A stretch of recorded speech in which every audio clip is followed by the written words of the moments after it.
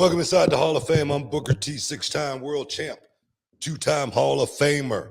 Got my man Brad Gilmore here with me. Want to say happy MLK Day to everybody. And when I say everybody, I mean everybody out there listening right now. I want to thank everybody as well for being a part of the Hall of Fame. I'm in the chat. I'm getting your champagne wishes and caviar dreams. Brad, how you feel, man? Because I feel good. I've been in Galveston for the last 3 days. I went down on Friday and just to unplug from everything.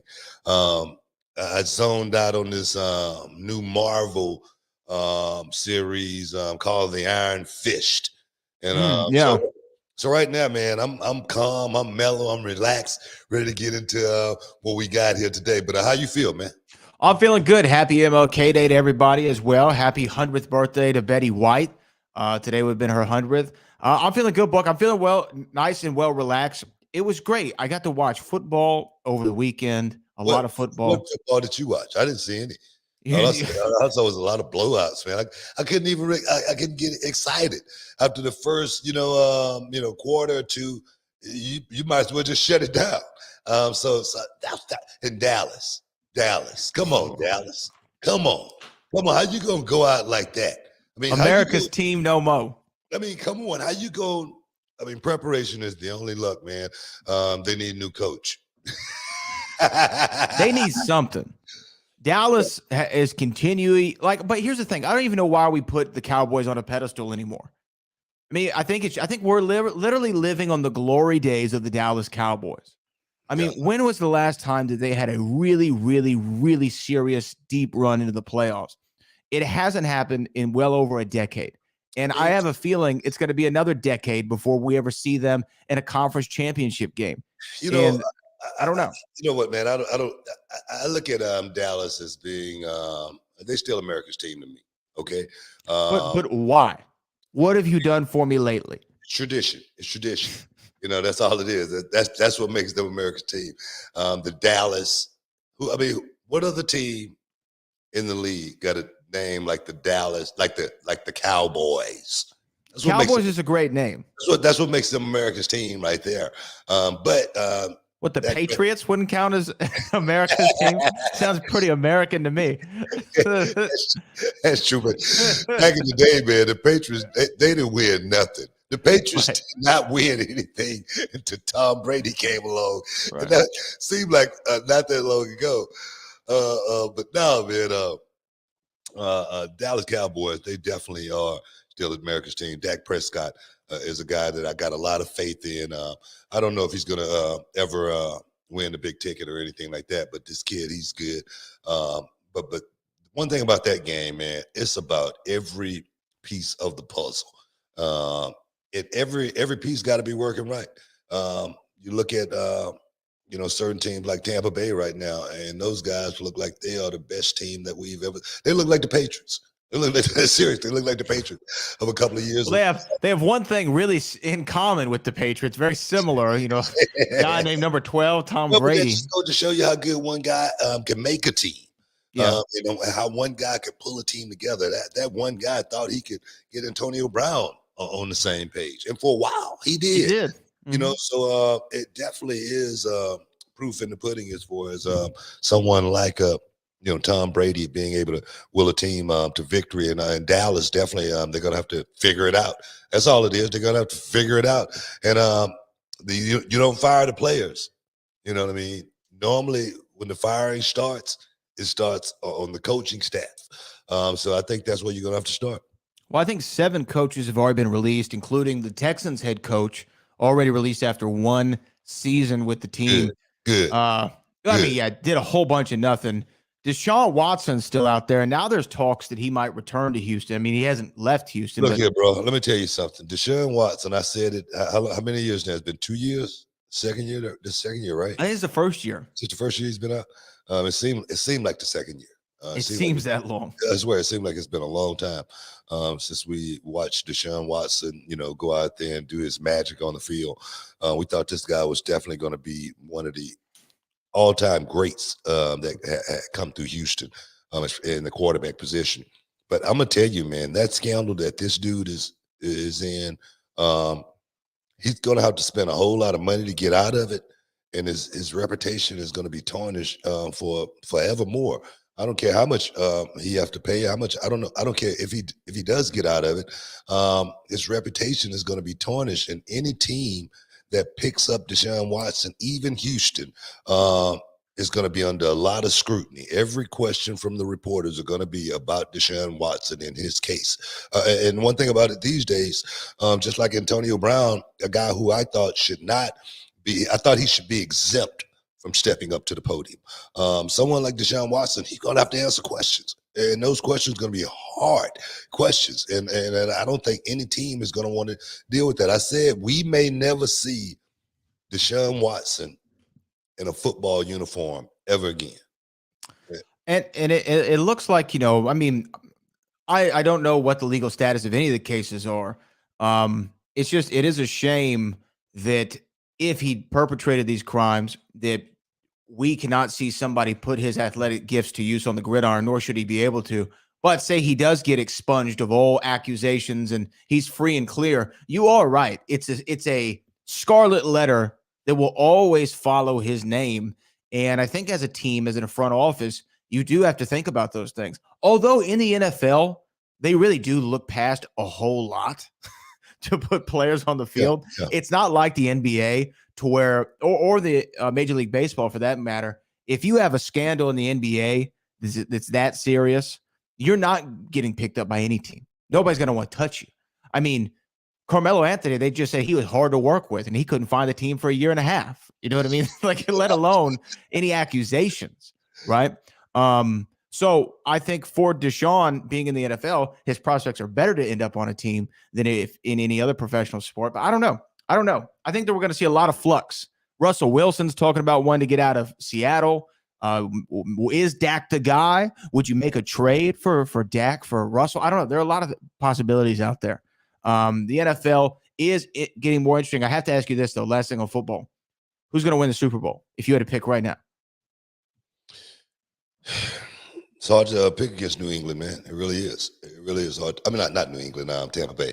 It's hard to pick against those guys. Just I'm still thinking Tom Brady's on the other side.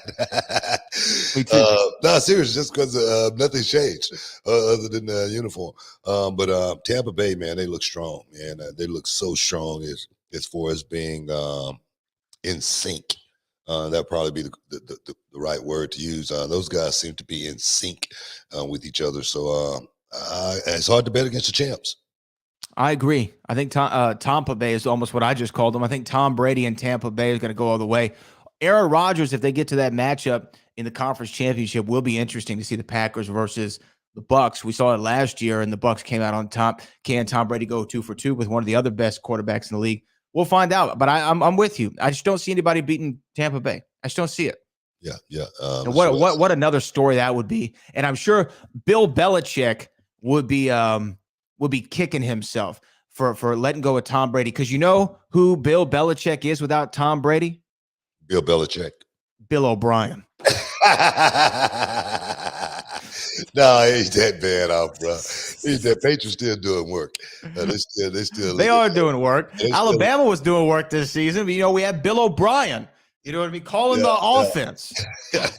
Dang, I can't get rid of this guy. You can't get that out of your head, man. You still I stuck can't. on Bill O'Brien, man. He sucked. We all know that. But the world knows it. It's serious. When he was here, he knew it.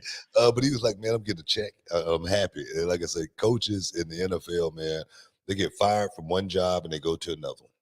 Okay? So don't think these coaches, like the Bill O'Brien's are going to be sitting at home. Those guys are good at what they do. They may not be the elite. They may not be the guy that should be calling the shots. But I don't know what it is about those football coaches, man. They always seem to find their asses on somebody's bench doing the same thing, losing games.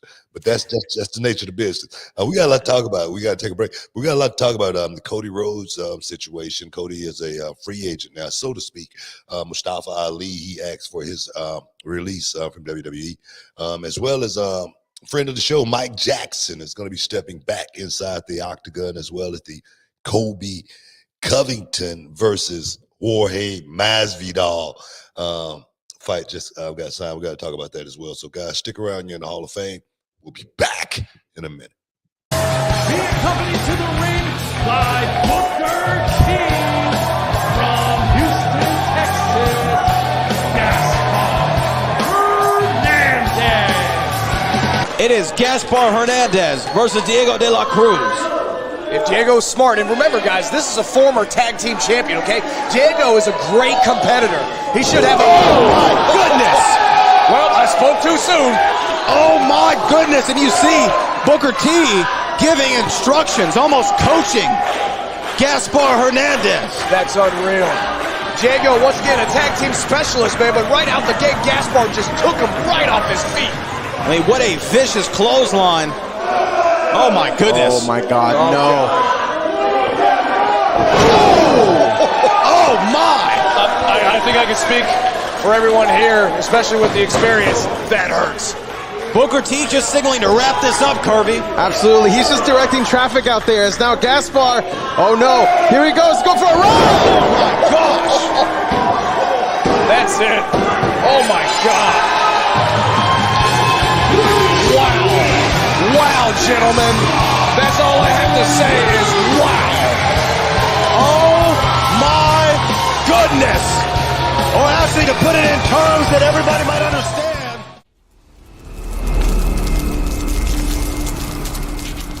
Can you dig it, sucker? Shup. Welcome back inside the Hall of Fame, guys. Yeah, I will be stepping back inside the ring this Saturday coming up in Canton, Texas, Canton Civic Center, to be specific. It will be an exhibition tag team match with my new protege, Gaspar, the Reckoning Hernandez. And I'm going to tell you right now, it's going to be a great night. I'm getting back in the ring, just knocking the old dust off. And I've been questioning myself. How do I feel? How do I feel? That is the question. We'll find out Saturday night, Canton, Texas. Don't miss out. Don't get shut out. If you're anywhere in the surrounding area of Canton, Dallas, make sure 7 o'clock bell time, guys. And it's going to be good. I can't believe that it's already here. You made this decision. Me too. You I'm and like, Gaspar. what the hell was I thinking about? What was I thinking about? I didn't think this date was going to show up so quick. But hey, that's what it's all about. It's about reality of wrestling. And sometimes when you want the job done right, you got to do it yourself.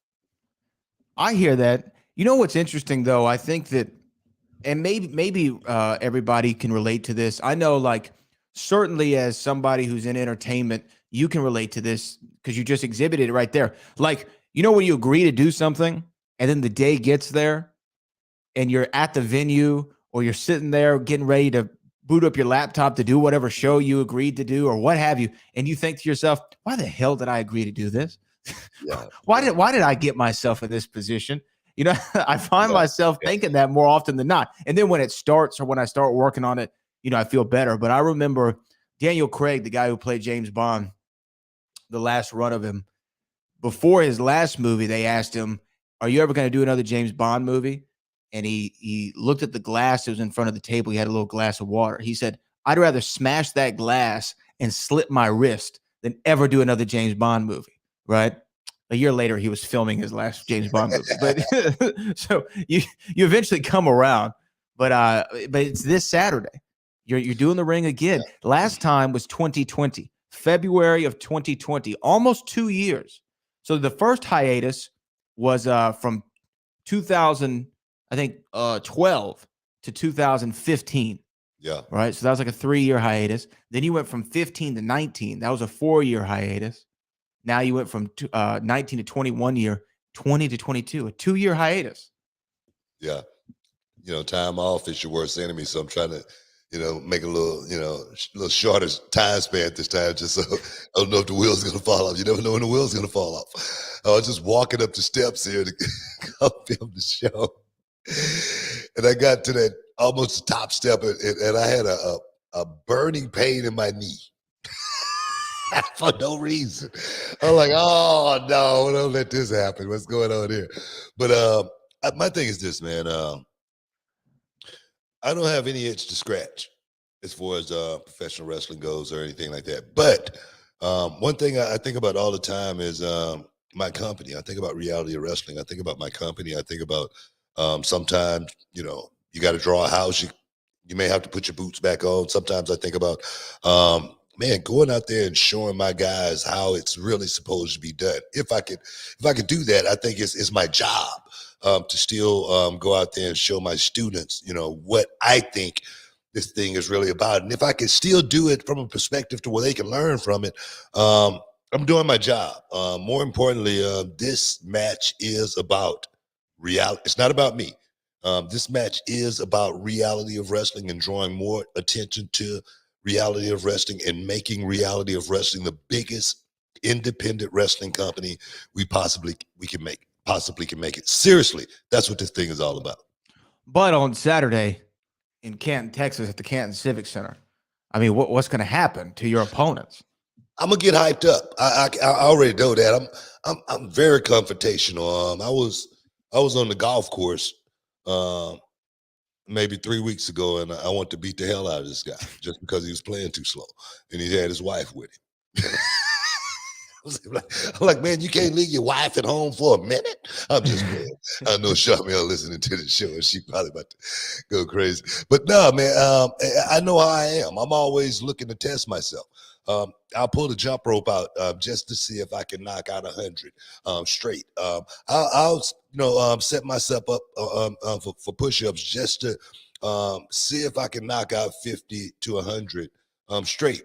I'll punch the bag in 3-minute intervals just to see if I can go 6 rounds punching the bag. So I'm always testing myself. At 56 years old, coming up on that 57 here in a few months, I still want to push myself. I was looking at some pictures of The Rock training on Twitter just yesterday. I was on the beach and I just was flipping through Twitter and I saw a post that he had put up, and he was had these big chains around his necks and he was doing like these leg lunges. And I was like, man, this dude's in great shape. I don't know. I know he's getting close to 50. He's got to be getting close to 50. Unless he's aging in reverse. Okay. But he looks great.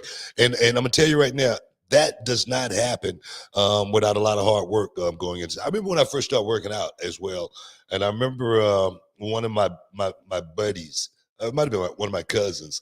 And he goes, man, when you get old, man, all that muscle, it's going to fall, and you're not, it's going to look like that. It's going to be all flabby. And I'm like, well, don't you know if you're skinny, when you get old, it's going to fall too.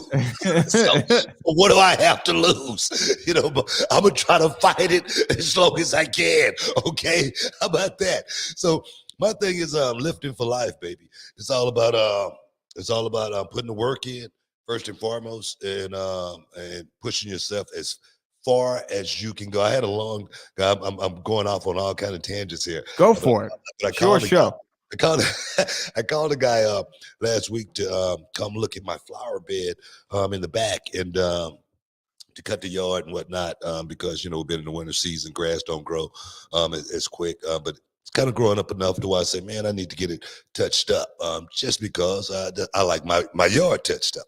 And he left. He charged. He said, I can do that for you for $400. I said, cool. He left, and as soon as he left, he said, I'll be back on Tuesday. Now this is on Thursday.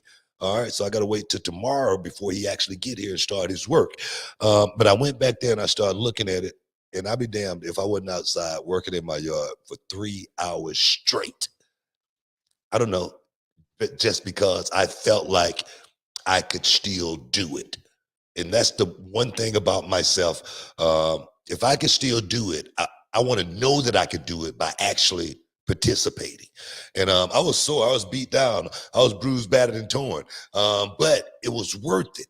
And I still left some work for him. He's still gonna come make some money at the same time. But it's all about pushing yourself as far as you can push yourself. That's just me. I don't know what that's about either. Can't really explain. Way, I think that's inspiration. I know when I see stuff online, you know, when you're doing your Instagram live workouts, or like you said, you see The Rock with chains around his neck doing deep lunges.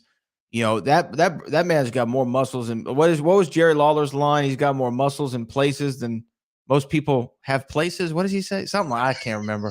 Something like that. Lawler said something. Look at the Book of Shade. He'll be there. Yeah, I'll find it. But yeah, no, I think that's awesome. So again, this Saturday, the 22nd of January, mark your calendars, 1/22/22, Booker T and Gaspar Hernandez in a special exhibition match in Canton, Texas. Canton Civic Center. The reckoning. You gotta make sure you say that. You know what I mean? Reckoning. You know what I'm saying? You say it like this. Yeah. Reckoning. You know what I mean? You gotta WrestleMania. Exactly. That's the way you gotta get deep into the reckoning. I wonder where Vince decided, like what made him decide to do that. I remember when NWO was coming in, he did a promo where he's like, I'm going to inject it with a lethal dose of poison. You know, it's like, who told him to do it like that? What about when he first started the XFL?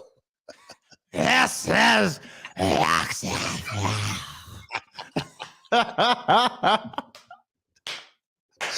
I'm like, excuse me, did you say something there? Let me tell you something. The thing is, if it worked for you once and it get over, you're gonna keep using it. And I think that's what that was. You're like, man, this is over. I might as well just run with it. You know, everything. You know, everything he said had some intent on it, man. So had some intense. Yeah. However you describe that, his voice was peppered with gravel. At all times. Vinnie Mac, you know, there's a lot of stuff going on in wrestling as always, and in UFC. I know we're going to talk about it all, book, especially I think that people want to hear about Mustafa Ali asking for his release. And then this whole Cody Rhodes thing that came out today is really weird to me. I don't know what to make of it. I don't know if it's real or if it's Memorex. I'm not exactly sure. There's a lot going on. I don't know. I know we're coming up on a break, but where should we begin? Yeah, I think we got to start with the Cody Rhodes thing, because Cody Rhodes is saying that Cody Rhodes is now a free agent. He doesn't have a contract with the company in any capacity or anything like that. We know the Rumble is among us. We know the exit Cody made from the WWE as well. You gotta wonder, is it something that he's anticipating on doing as far as jumping in the Rumble and making a return? I don't know. That's just speculation. But we got to talk about it. Stick around, guys. You're in the Hall of Fame. We'll be back in a minute. Another shot from Mysterious Q to the chest of Brian Keith. And what are they thinking this time? Is Q going to do it to the outside? No. Oh my God. Oh my God. Oh, Brian Keith with some headbutts, trying to fight out of it. Using everything. The suspense in this match is just too much for me. Oh, the top rope. Oh, can he capitalize? This is it. This is it. 2, 3. No. What does it take? In all my years, Cody, this is such a pressure-filled, intense match. The winner is the #1 contender for the Reality Wrestling Championship. What is it going to take? At this point, what is it going to take for either of these men to put away the other and get that contendership? This is how bad they want. This is what it means. This is what... Q catches it. He catches the kick. Brian King. Oh! He might have knocked him out. He might have knocked him out. He might have knocked him out. Can he turn him over? Can he turn him over? Oh, he's going to pick him up. He's trying to pick up Q, and Q's just dead weight. He's complete dead weight at this time. Brian Keith. Oh, now it goes. Here it goes. Looking for that rodeo DDT. Rodeo DDT. He's got him up top. Q cutter. Q cutter. What? Out of nowhere. 1, 2, 3. Q is the #1 contender for the Reality Wrestling Championship. What?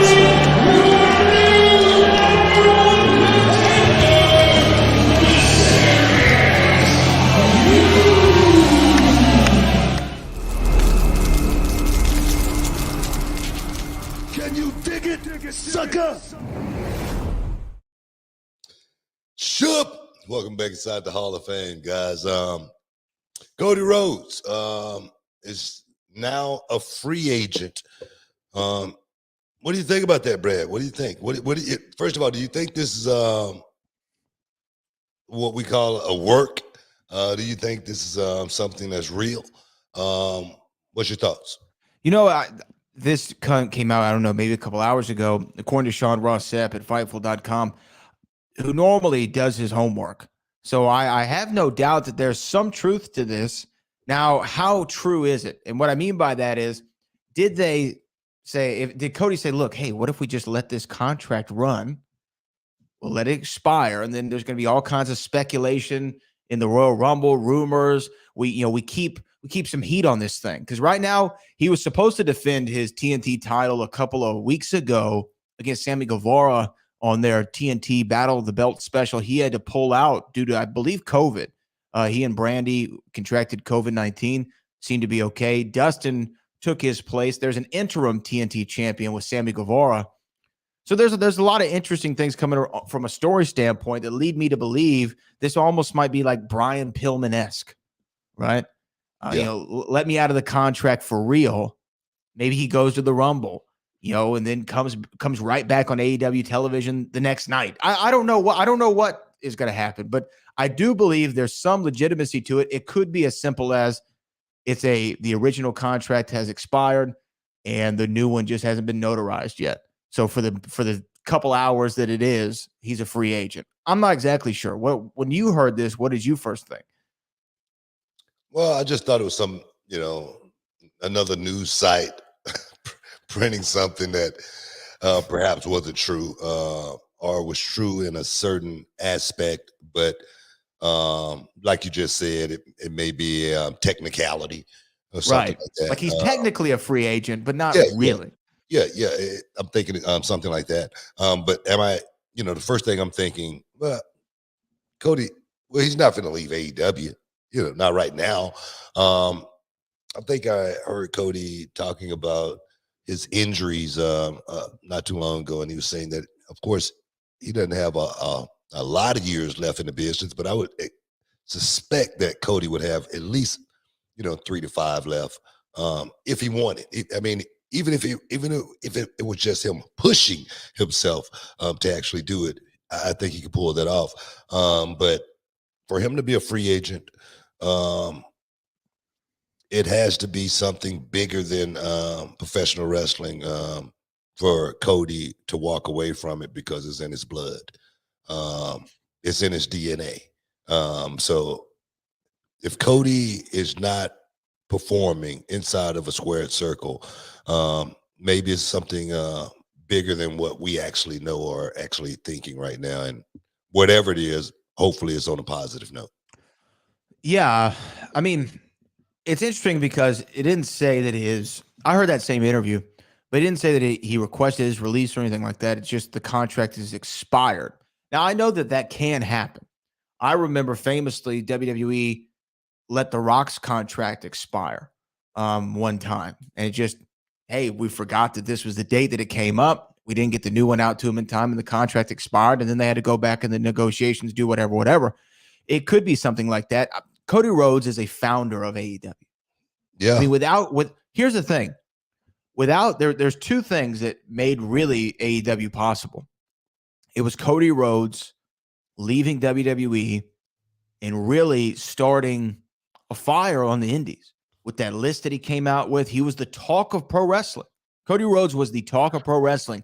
And when he linked with the Young Bucks, they did their run in Ring of Honor. They did some stuff in New Japan. That kickstarted the road to AEW. The other thing that led to it was Jericho and Omega in the Tokyo Dome. I think those are the two real big moments that led us to what we know as AEW. So I don't see him walking away from the company.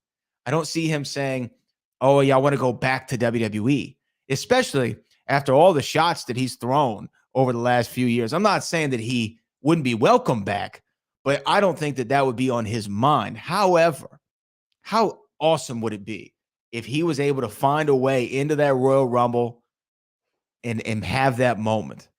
There's all this talk of the Forbidden Door. It's almost getting to be too overhyped to where if nobody comes through the Forbidden Door, the Rumble is going to be panned by critics and wrestling fans alike, right? Somebody's got to come through the door.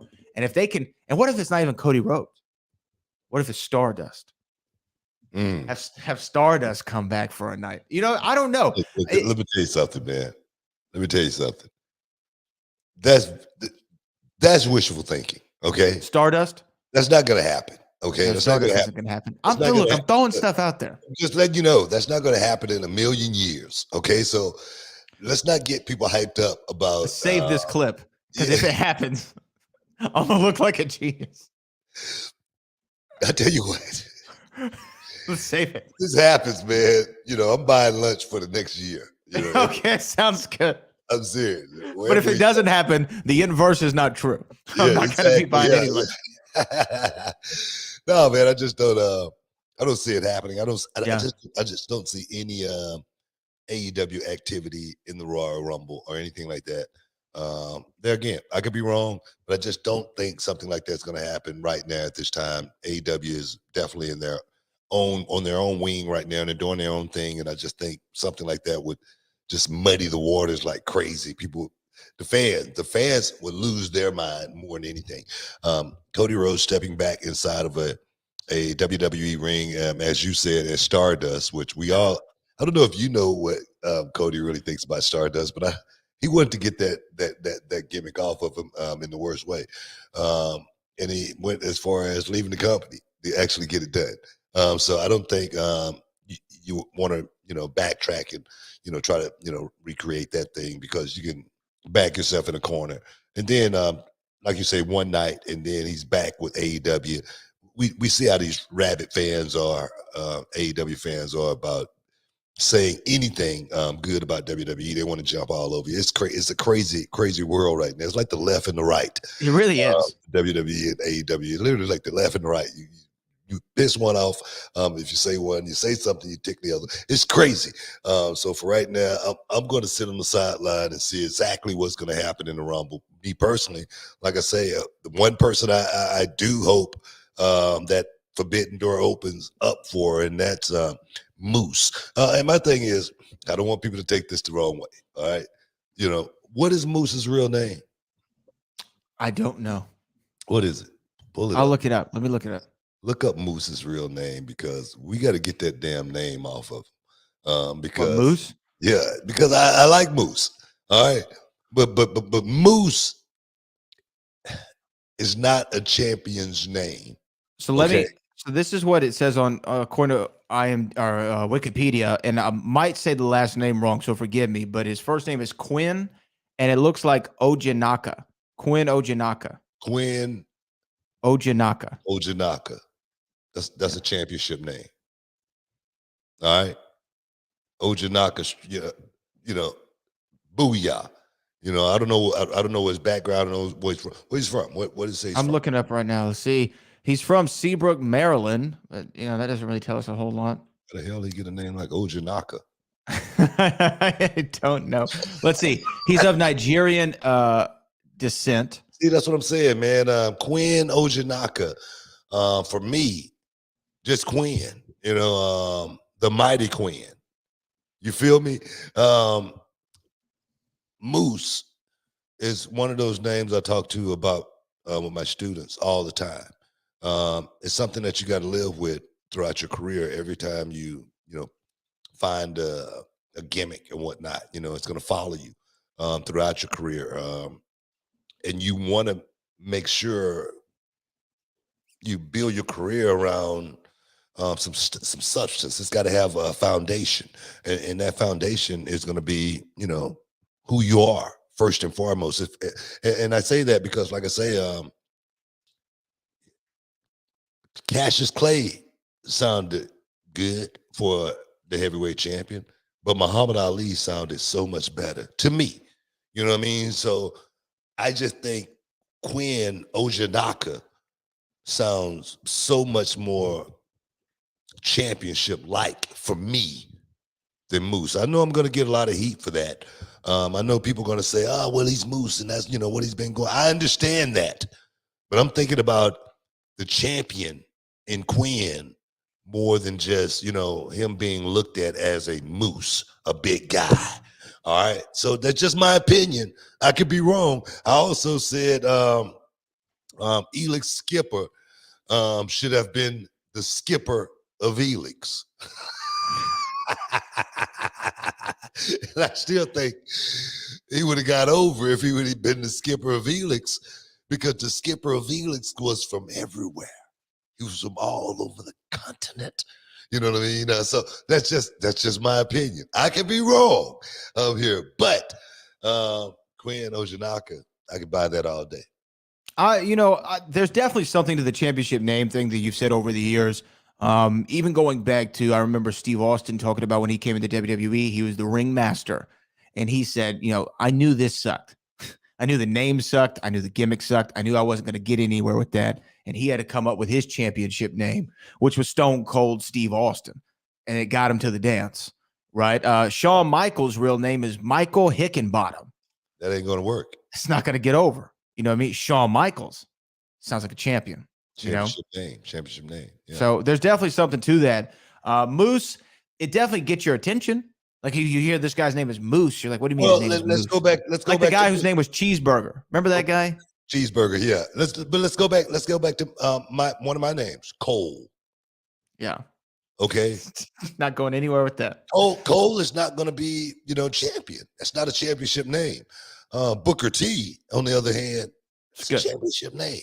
I could buy that. I could buy that all day long. We got to take a break, guys. Stick around. You're in the Hall of Fame. We'll be back in a minute.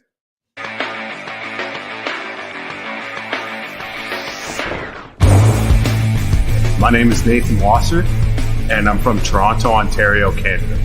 I came down here to Reality of Wrestling to improve my training and get myself more experience learning from the absolute best. It's intense. It's hard. You got to leave your ego at the door and come in with an open mind. The way they do stuff here is the next level. But if you do that, you'll end up bettering yourself in the end, and you'll improve, and you'll be able to work anywhere. Nathan, he's an unbelievably awesome student. I'll tell you why, right? For a few reasons. Number one, the man packed up all the way from the Great White North to move down here to the U.S. to train because he wanted to learn from one of the best. But what's even more impressive, on top of the fact that he takes care of his body, he works hard, is the fact that he was trained by a very reputable trainer and yet still comes down here humble, hungry, ready to work and ready to learn, and not coming in here acting like he knows everything or that he's too rigid in his ways. Booker's knowledge will help you get to whatever goals you want to do if you want to be a big star in this industry. My end goal is to be in WWE. Coming down here to Reality of Wrestling, I feel is the best opportunity for me to get there, so I'm going to do whatever it takes.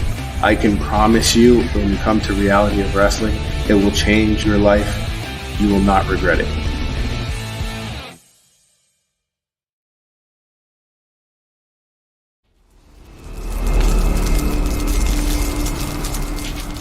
Can you dig it, sucker?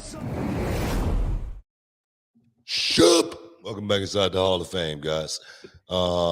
Yeah, man. What do we want? We want to move. Well, You got more Cody talk. You got super chats. We got. We do have a super chat based on the subject we were just talking about with Moose. This will be our first one of the afternoon. Super chat. This from Roland Curtis, who says Dewdrop is a horrible name, especially for a female wrestler. Dewdrop should lose to Becky Lynch, but Piper Niven sounds like a champion. Boom. That is right I there. agree. I mean, 100%.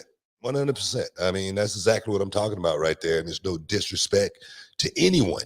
When I talk like this, when I say things like this, it's only my opinions, first and foremost, as well. But I'm thinking about the career. I'm thinking about the trajectory and how we're trying to get there. And I think everything has to be in place. Just like, for instance, my brother and I, we first came out with Brooks and Dunn shirts on, with airbrush pants, you know, with boots with tape on them that look like flames. We knew we had to upgrade. You know, we had to literally go out there and do what we needed to do to set the foundation. So we went and spent $800 on our first outfits just to lay the foundation. $800. First time, you know, someone that wore those leather, you know, type outfits. But they were the real deal, and they made people look at us like we were champions. And then I said, brother, we got to get another one. We got to get some more. So we just kept adding on, but looking like champion, walking like a champion, acting like a champion all the time. I remember Tiger Conway Jr. God rest his soul. Tiger Conway told me, he said, you got to be a champion in the ring and out of the ring all the time in order for people to look at you a certain way. And that was a true statement from Tiger. And I live by it. So no different than anything else. But and like I say, no diss to anyone like a Moose. So I don't want to see any writing saying Booker said Moose needs to do this or he needs to do that. I'm just saying what I think perhaps would help Moose, even though it's late in the game. I still like the name Quinn Ojanaka. It does sound pretty cool. And the thing is, I don't remember names too often. And we've gone to break and come back, and I've been doing other stuff, and that name Quinn Ojanaka is stuck in my head. It's a cool name. Because you know, Ojanaka, I'm thinking Nigerian, but I'm thinking maybe Japanese. You know, it's different. What I'm saying. So yeah, I could be wrong, but I don't think so. Well, yeah, I mean, there's a certain thing to, other than, and we talked about this before, like the one word names, other than Sting and Sting. I don't know if there's been too many one-word guys who have been able to go to that main event level, right? And Sting came across in the 80s. You know, when you could don't let Taz hear you say that. Oh, and Taz. No, wait, no, let me give love, because he was the Taz Maniac at first, right? And then he shortened it to Taz. Yeah. Taz, I'll give it to Taz too, but not too many one-word guys to me really reach that level. Like Cole. Right? Like Dewdrop, you know, Moose. You have to think about it like, ladies and gentlemen, here on Good Morning America, we have the WCW World Heavyweight Champion. Welcome to the show, Cole. You know what I mean? It's just exactly my great. point. Yeah, welcome to the show, Booker T. And it's like, oh yeah, here goes Booker T. Right? So it's a lot different. Yeah. There's definitely a psychology to it. So it is something to think about for a lot of prospective wrestlers coming into the game too, right? Like, think about what your name's going to be. And if it's going to be something you could stick with. It's like every time we name a wrestler in Reality of Wrestling, okay, we try to think about even Tracy. We gave Tracy Moore. Tracy Moore. Tracy Moore, I can buy that name. Yeah, me too. I can buy that name. What was crazy was we're in the back in Gorilla. And the music started playing, right? And the ring announcer goes coming to the ring. Tracy Moore. Tracy started closing the curtains real tight, you know, so nobody could see in the back, right? I go, what are you doing? He goes, well, he just called for Tracy Moore. I go, that's you.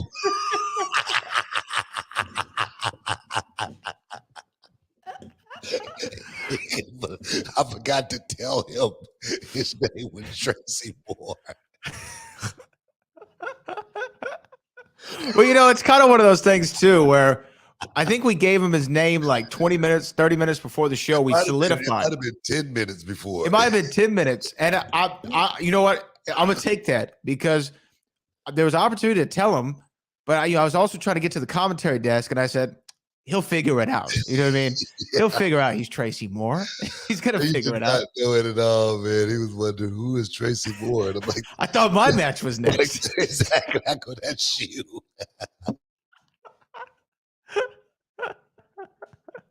Oh man, Tracy Moore, gotta love it. But you know what? It's one of the great things. I think Book froze on us for a second. It's one of the funny things about being at reality wrestling because you kind of these guys come in who it's their first match ever. They've never worked anywhere before. They don't have a name already established, and sitting in that room and trying to come up with somebody's name, it's very difficult. Right? There you go, Book. Oh, there it is. There he is. But I was just saying, trying to come up with somebody's name at times can be difficult. And I even remember for Gaspar Hernandez, we sat in there for like an hour trying to think of a name, and then finally it's like, you know what? Let's go with Gaspar Hernandez. I was like, what is his name again? Gaspar. That's good enough. Let's go with it. Can't think of anything else. Oh man. Gaspar Hernandez, you know. Oh my God, man. Have you ever been around like the creative process? I don't know, outside of reality wrestling, where some guy was trying to come up with his name. Did you ever help any of the boys with their? I know you tried the Skipper of Elix, but did you ever help anybody come up with a gimmick or a name? I didn't try the Skipper of Elix. I just thought, I don't know if I told Elix Skipper that or not. I may have told him that, but I never tried, going up to guys and helping them out with gimmicks or anything like that, or anything with their character. Especially these days, because when you tell somebody something like that, they might tell you you're crazy. You know what I mean? Just like the Skipper of Elix thing. I think Elix Skipper, is it's a name, but the Skipper of Elix could actually be a champion. Because there again, what is Elix? It's not his name. It's a world. So I was thinking more than just, about, the person. I'm trying to create something where people hear it and go, that sounds interesting. Let me check it out.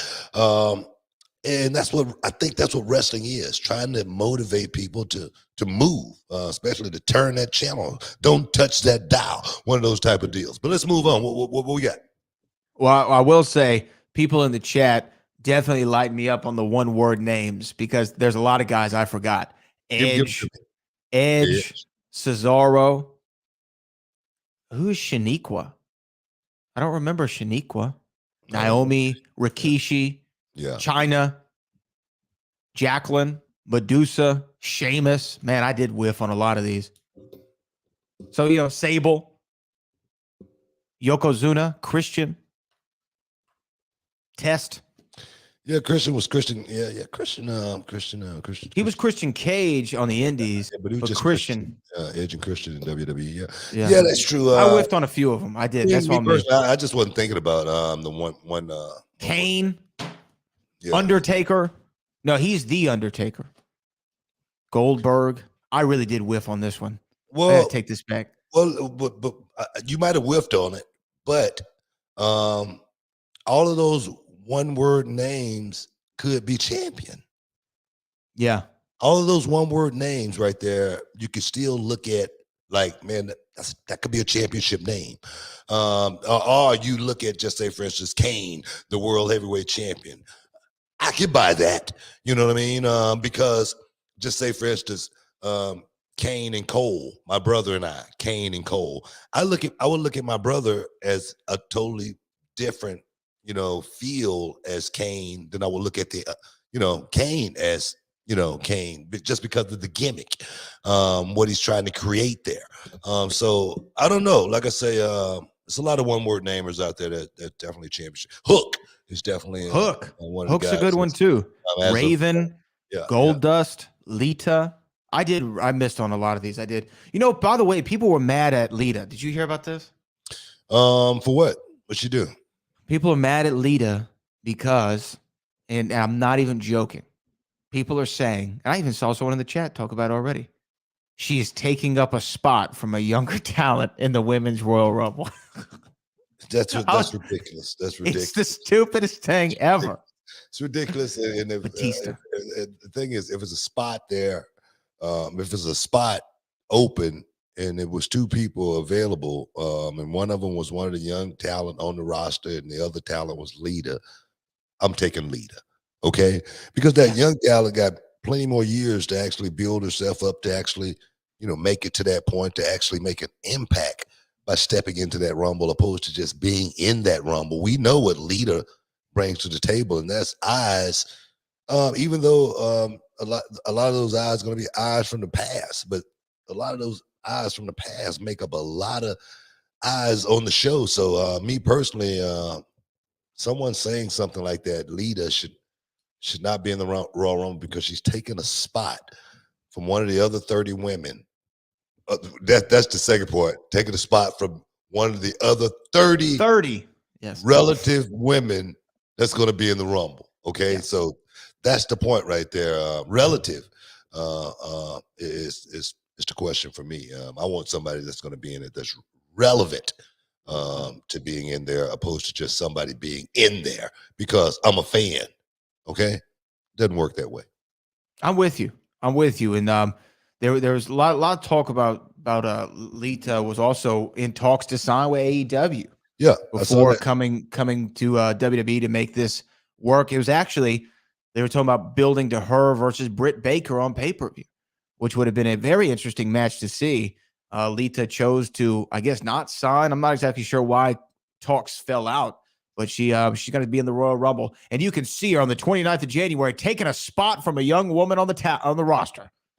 In the Royal Rumble. They didn't say anything about the Bella Twins or about Michelle McCool or about Mickey James, about nobody else. Lita got all the heat. Lita got heat. Lita got the heat. I don't know why. Wow. Like, how you going to bring back a 40-year-old woman to be in the Royal Rumble? I'm like, guys. What's crazy, man? These people that's talking like that mentions the age of another person. That's the thing for me. I know I look good for my age. I know I'm in pretty damn good shape for my age. And a lot of these people that's talking about someone like Lita, they better hope to God that they make it to 40. First of all, and they better hope they're in good shape when they make it to 40. So, and the thing is, it's going to happen really, really quick. It's not going to be like, an eternity or anything before you start to age and you start to feel and you start to see it. So when people talk like that, they need to think about themselves. First of all, when I hear stuff like that about, Booker T, oh, he's just old, he's irrelevant, he doesn't mean anything anymore. I was at the beach this week in my RV. All right, and I stay in a big house. I'm happy. My kids are happy. They're doing great in school. We got a roof over our head. We're happy with where we are in life, and that's the thing. You better be happy in your place in life if you happen to make it to 40 like Lita, because I'm sure right now, being in the Rumble, getting a chance to do something like this, she's living her best life, and I'm happy for her more than anything. Me too, Book. Me too. Got to take a break, I believe. Oh, man. Take a break. Stick around. We'll be back in a minute. Judge a book by its cover. You can look at someone and just like, say, for instance, I had a kid came to my school when he was 17 years old. And I asked him to get in the ring and to do one roll, do a right roll, a left roll, and do a front roll, kind of like my 8-year-old kid does. And he couldn't do it. And I was like, man, you might want to try something else. I don't think this is going to be for you. I said, I tell you what, when you're 18 years old, come back. And he left, 18 years old, kid came knocking back again. And I say, let me see you try those rolls again. He couldn't do those rolls, worth of crap. I said, I tell you what, go work out for 6 months and come back. All right? Kid worked out as much as he could, came back 6 months later. And I said, let me see those rolls. He still can do those rolls. I said, why do you want to do this? And he said, I've been wanting to do this my whole life. And I said, okay, I'm going to sign you up. Signed the kid up. He sit on the sidelines for maybe 6 months to a year, and he was training, and he was just taking notes and taking notes and taking notes. Finally, we had a show, and the kid couldn't show up.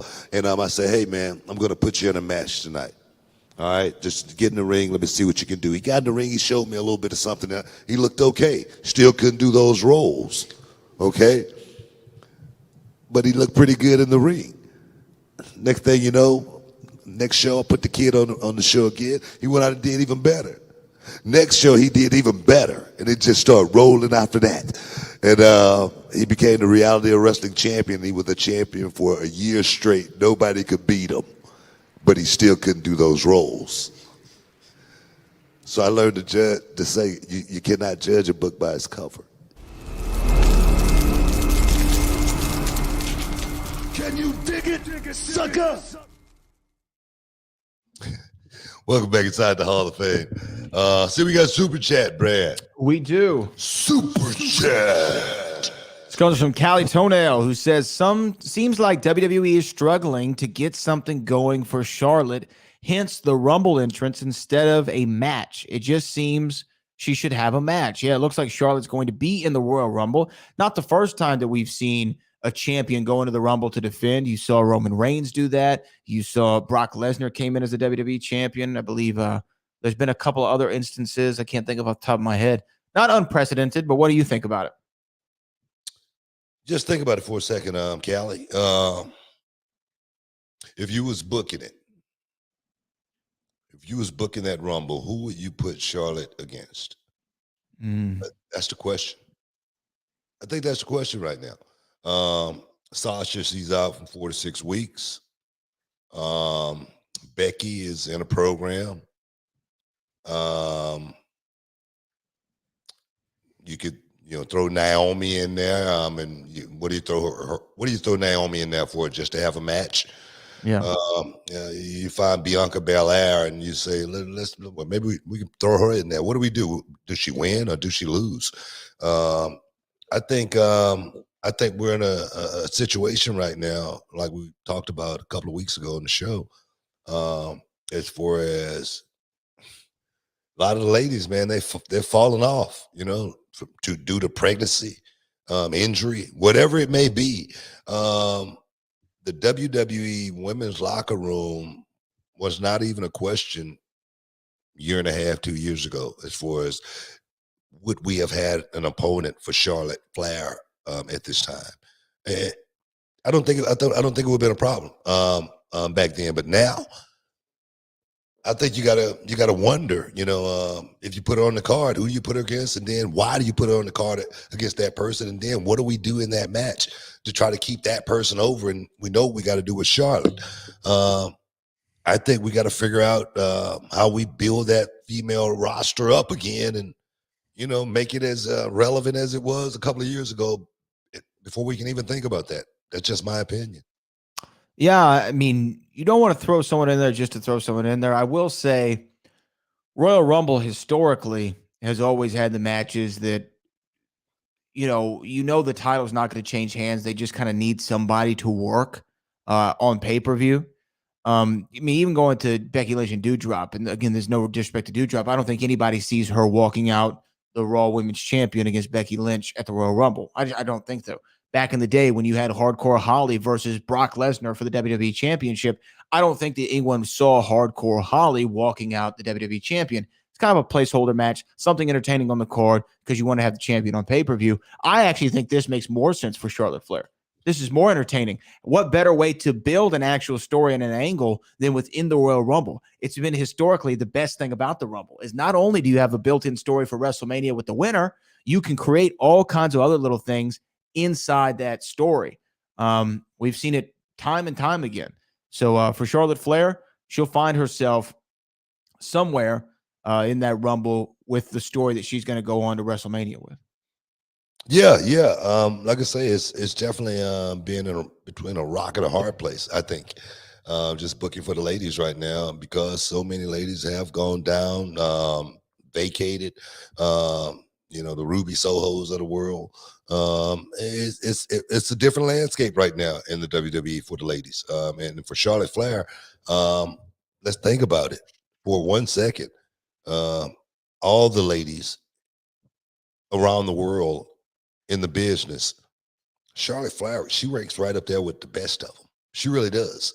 So to put someone in the ring with her, you got to have someone in the ring that's believable.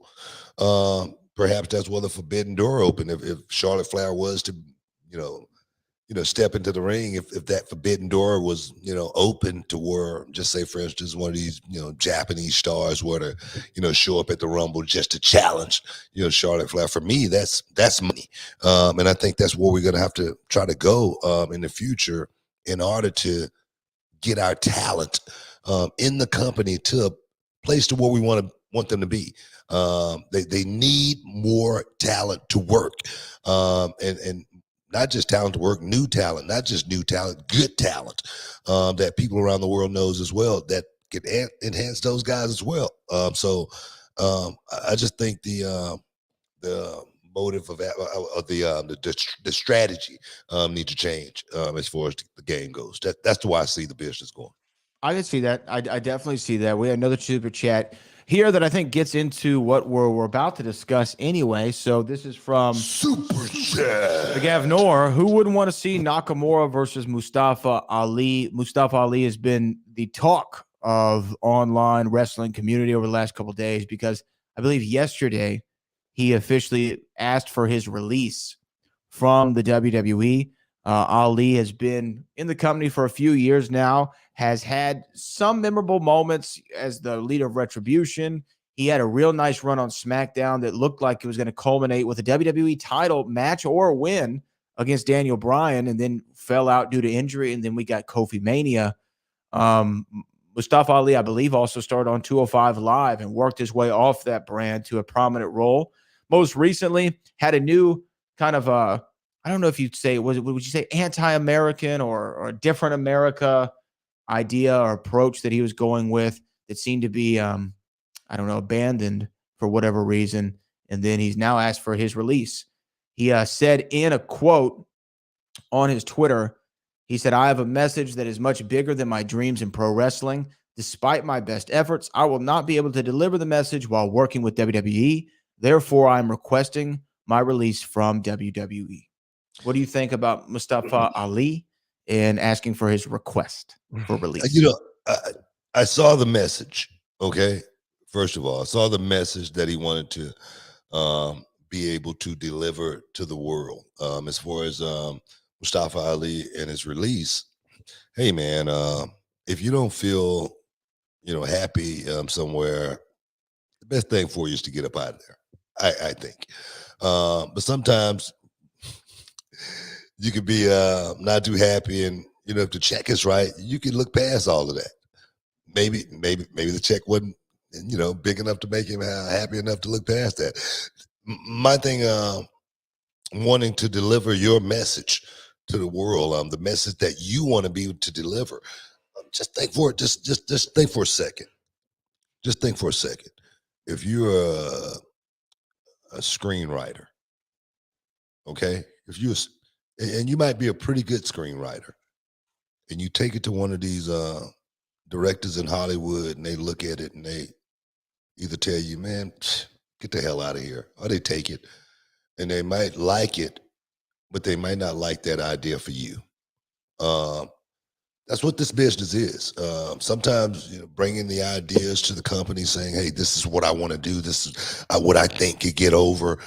That just may not be their vision. That may not be the way they want to go, as well as it might be something that's good that they want to give to someone else. Because this is entertainment. This is not reality TV. This is entertainment. It's to be embellished, but the embellishment is to be embellished by the actors and the storytellers. The actors and the writers. And then, like I say, if you come in with an idea, if they use it, they may not use it for you. It might be an idea that they like, but it may not be something that they want to do with you. And one of those things where I say, man, when you got a business, a company like a WWE, like a reality of wrestling, like a MLW, AEW, these companies are going to be run the way they want to be run. They're not going to run it the way you want to run it. Therefore, if that happens, boom, move on and get out and make life somewhere else. But Mustafa Ali, is he a good wrestler? No doubt. Can he go out and perform? No doubt. Did Mustafa Ali get a chance in WWE?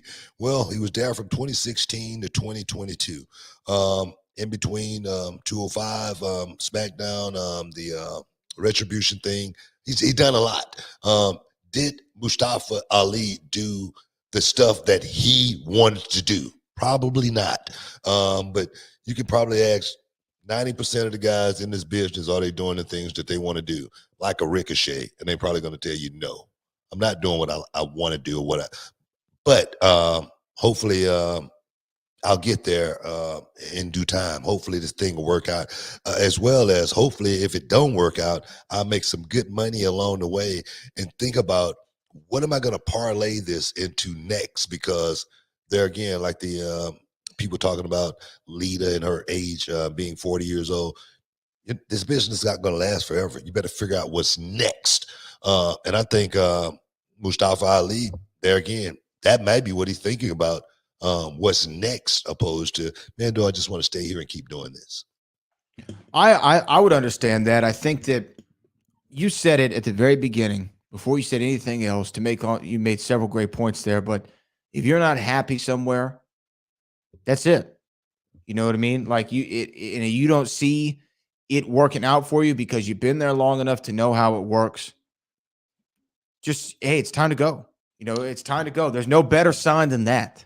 I was in TNA. All right. I went there, signed a 2-year contract, 2 years. And I knew at the end of my 2 years, it was time for me to go. I say, man, it's time for me to get up out of here, man. It's been fun. You know, I've had a good time. It's been a party at Disney. But I knew that I did not want to finish my career. Well, I knew I didn't want to continue my career in TNA. Let's just say that. I didn't know if I was going to be back in WWE or not or anything like that. But I knew I did not want to continue my career along that trajectory in TNA because I wasn't happy. So I said, man, baby, we're gonna move on. We're gonna get up out of here. Simple as that.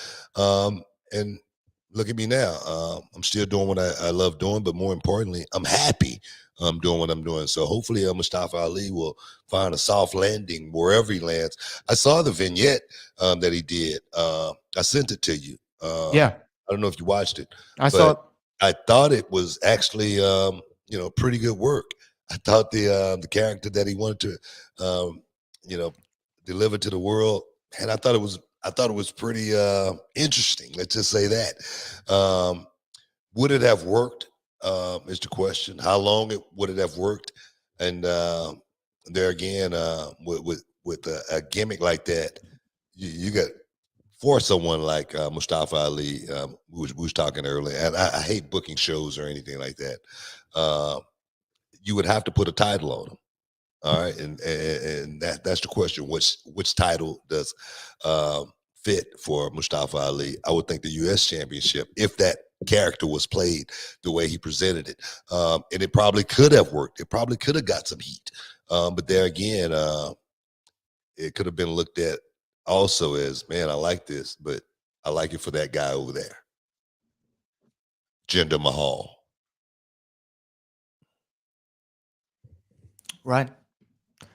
Yeah, I mean, and I think what you're saying, to further clarify, sometimes an idea is really good, but the person doing the booking doesn't envision it for you.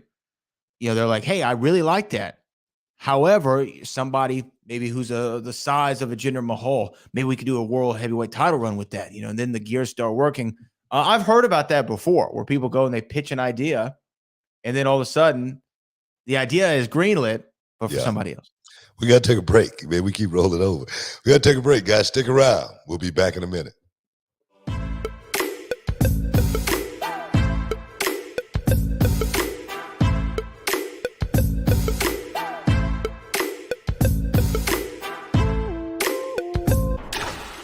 You're worth it.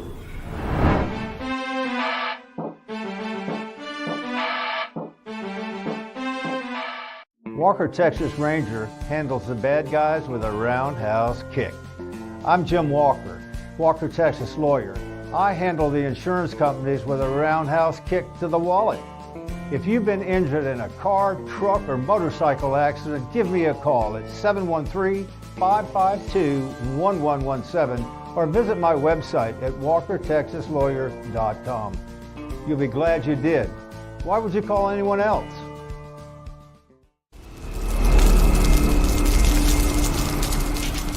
Can you dig it, sucker? Welcome back inside the Hall of Fame, guys. Myself with Brad Gilmore, just giving you guys the latest, getting you your champagne wishes and caviar dreams, baby. More than anything, but let's keep rolling, man. We got anything or what? I don't see any super chats. Let's see. Oh, no, that's not true. One just came in. Super chat. SJB says, I have no problem with WWE bringing back legends. For WWE longevity purposes, I'd rather see legends make a new star than solidify an established star. Yeah. You know, it's one thing the business, I think, lost out on a whole lot. The business kind of like changed so quick. It went from the veterans being on the roster and having a prevalent role to boom, all the veterans gone and just, young guys on the roster pretty much. I think, one of the oldest guys on the roster right now who always talked to me about helping the guys and wanting to do programs with the younger guys, and that's Edge. Okay. Who else outside of Edge from an elder statesman? Rey Mysterio.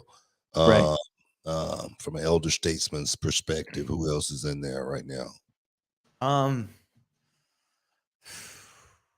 See, Ray, Edge. We said those two. I know. I'm thinking out loud here. Ray, Edge. Who else is on the roster? Who's like Ziggler, Dolph Ziggler, maybe.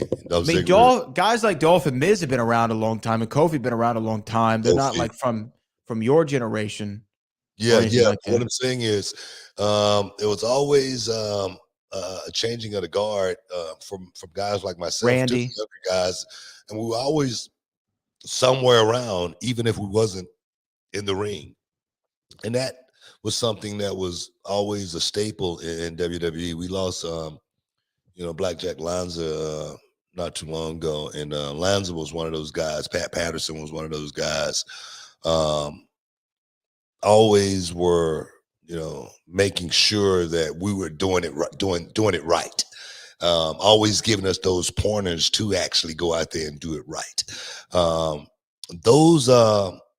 Those little bitty things, I really think enhance the young guys' talent more so than anything. And I always equate that to just like, say, for instance, I love boxing. I love the art of pugilism. And normally in boxing, it's always some old cat passing out all of the knowledge to the young cat. You're never gonna see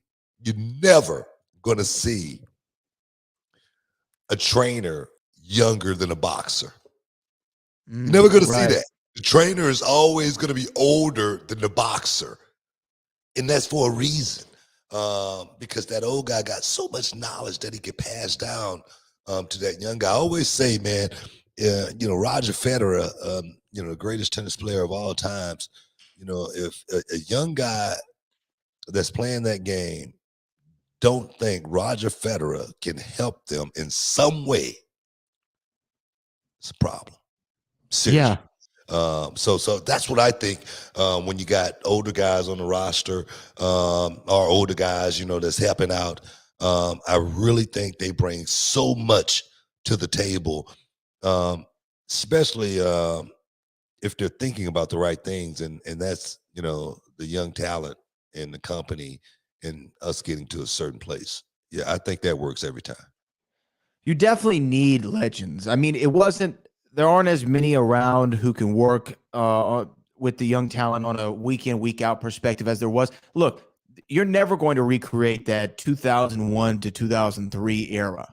That 2001 to like 2003 era where it was the influx of all the WCW guys, yourself included. You had Rock, you had Austin, you had a lot of young guys on the come up, and you still had Hogan and Flair and Taker working week in and week out on TV, right? You don't have that same thing anymore. There are guys who've been in WWE forever. It feels like, I mean, Dolph Ziggler, this is his 20th year. I think this is his 20th year in WWE. Wow. Either 19 or 20.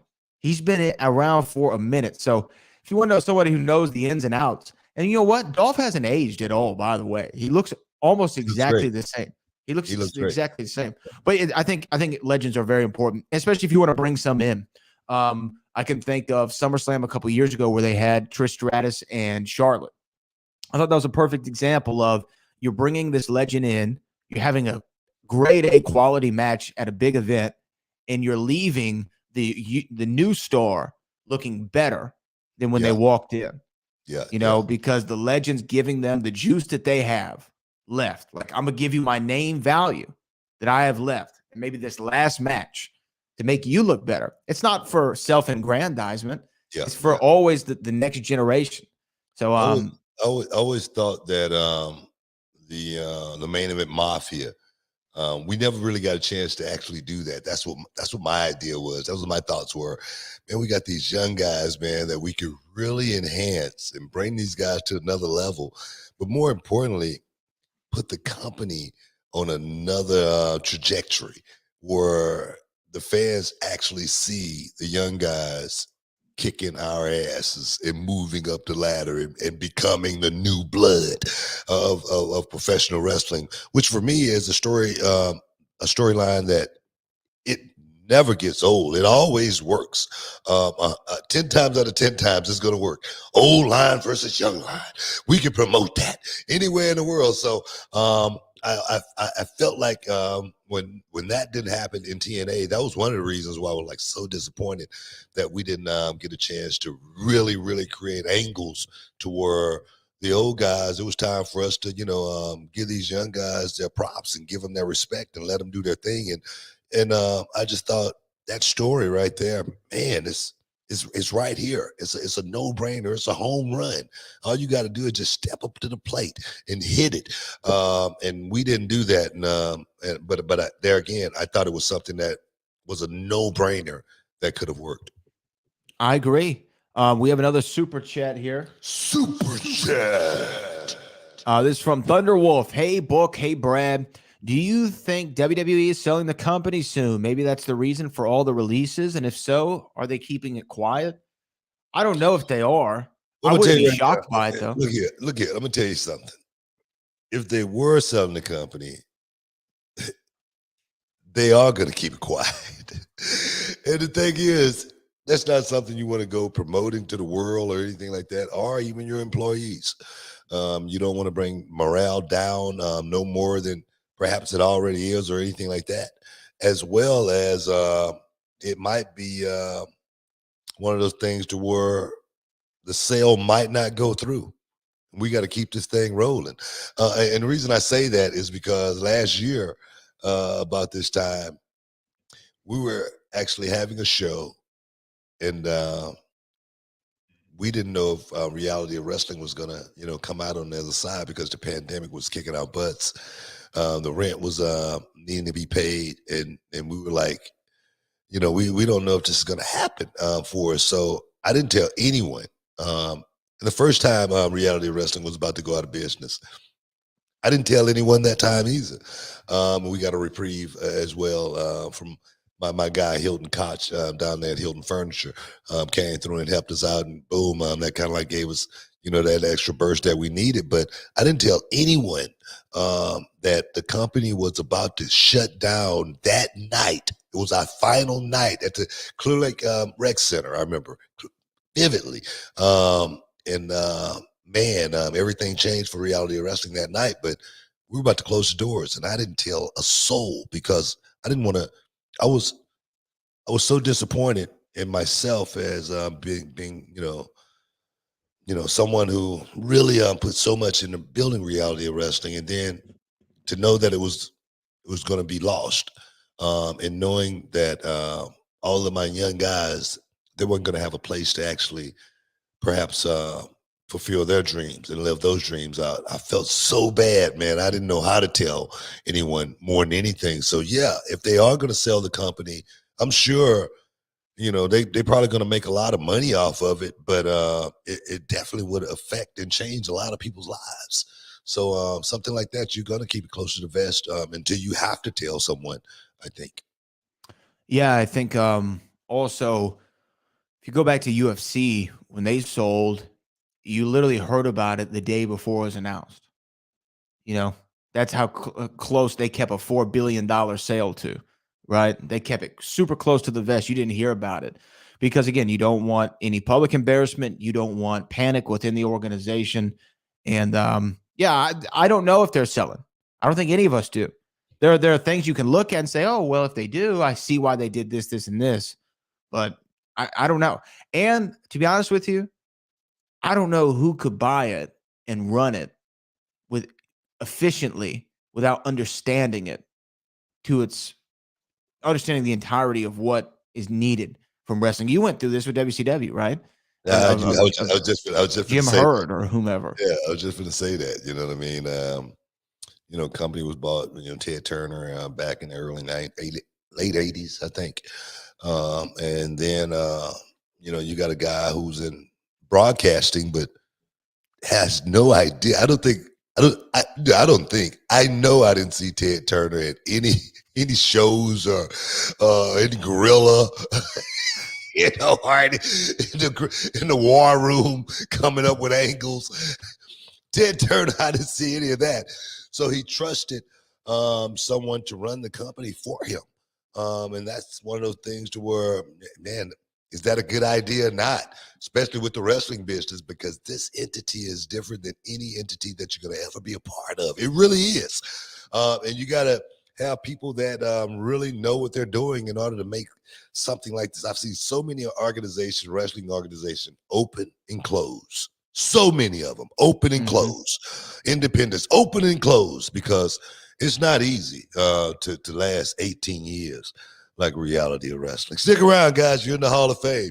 We'll be back in a minute.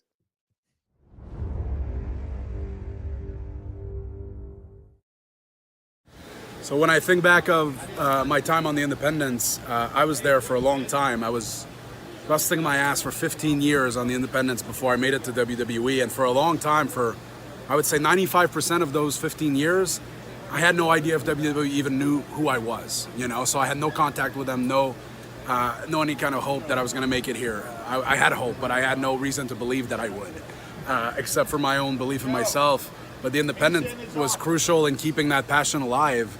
And it didn't matter if it was 20 people, 200 people, 2,000 people.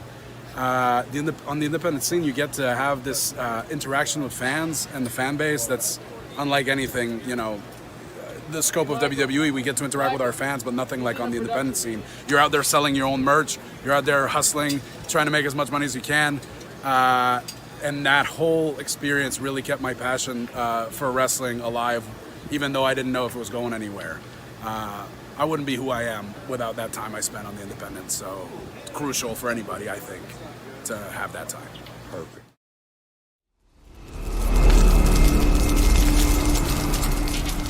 Can you dig it, sucker?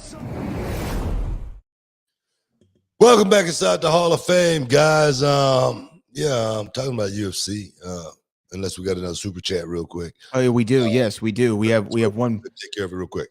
One big super chat here. Super chat. Roland Curtis, why not put the women's championship, SmackDown women's championship, on the line at the Women's Royal Rumble match? Charlotte winning the Rumble for the title would mirror her father, Ric Flair, winning it in the Rumble for the title exactly 30 years ago. Yeah, Ric Flair won the WWE championship at the 1992 Royal Rumble. which many people consider the greatest Royal Rumble of all time, why not put the title on the line in the Rumble? But Well, I don't think they're thinking about Ric Flair's legacy right now. Okay. Ric Flair is been on fire as of late. I don't think I think that's the last thing that they're thinking about as far as trying to totally make the comparison as far as Charlotte to Rick, championships, dates, that right there, I just don't think that that's where they are right now. As far as Charlotte goes, as far as Charlotte perhaps going down as perhaps the greatest WWE Women's Champion, definitely she's going to be in line for that. The woman that has won more titles in WWE than any woman before, I think she's definitely in line for that moniker as well. But I think her legacy is definitely in parallel with Rick's, but just from a totally different perspective. yeah, I see the significance of the date, but I don't think there's anything more than it's coincidental that they're both champions going into a Royal Rumble. I don't really have any. I don't like when the Rumble's on the line, the title's on the line in the Rumble either. I like it for it to be winner gets a shot at the title. I think for me, it definitely gives that underdog that play to actually, step up and do something big by winning that Royal Rumble match, and almost like the Money in the Bank contract, man. I'm guaranteeing myself a shot, So for me, if it ain't broke, don't fix it. Yeah, no, I hear you. I think that's all for the super chats. You want to talk about this latest UFC news? Big match signed for UFC 272. Also, UFC 271 coming to H-Town. One of H-Town's representatives is getting another shot in the UFC. Do you want to talk about any of these things real quick? Man, let's talk about Mike Jackson. Mike Jackson, a friend of the show, friend of the reality of wrestling as well, a special guest commentator. Mike Jackson, last match in the UFC was against CM Punk, right? Yeah. I think he's only had two. It was Mickey Gall and CM Punk. And I think after that fight, I think Dana White said he will never get another fight in the UFC after the display he gave in the CM Punk fight, tickling him at certain points, taking it easy on CM Punk, not finishing CM Punk. I think that's what Dana White wanted. I think that's what he's pissed about. I think Dana White wanted Mike Jackson to go out there and finish CM Punk. CM Punk, man, fought valiantly. I must say, man, he took a beating. He took a beating in that fight, man. He was like a Timex watch. Takes a licking and keeps on ticking. That was the moniker that night. But Mike Jackson stepping back inside the square circle against Dean Barry. I don't know a whole lot about Dean Barry at all, but I'm happy to see Mike Jackson getting back inside the octagon because he's a good fighter. And he definitely H-Town boy. We just did some stuff with Scratch Golf not too long ago, about a month ago, and he's a good friend. So I'm happy to see him back, as well as I will be in the building supporting Mike Jackson on that night. So I'm glad to see him do work. Yeah, I think it's great for him. I see Mike at all the UFC shows. He's come to the reality wrestling. I've shared the broadcasting table with him.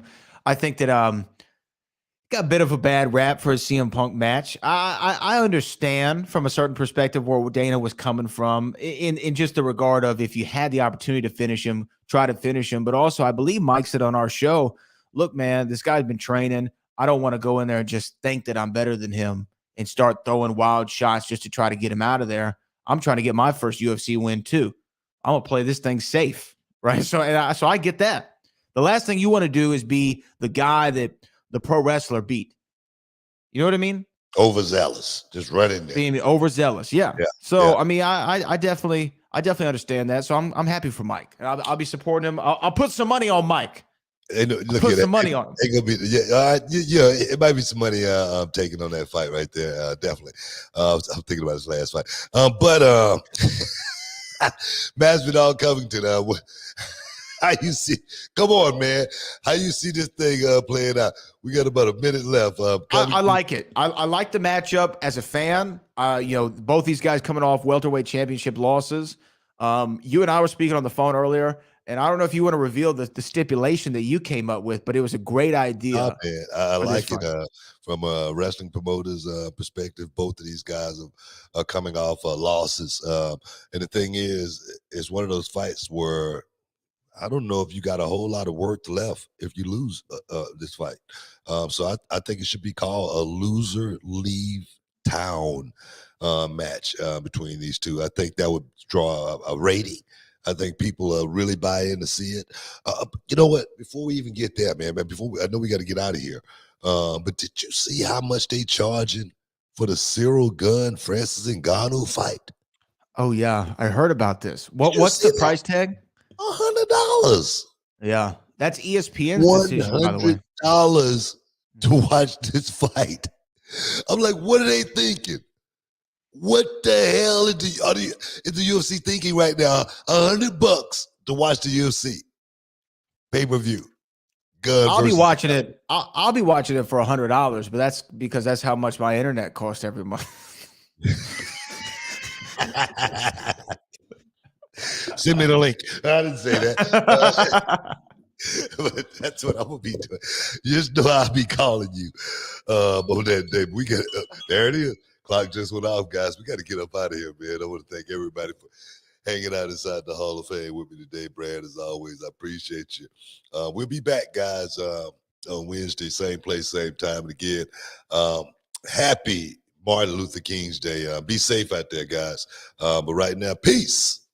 We out of here. Can you dig it?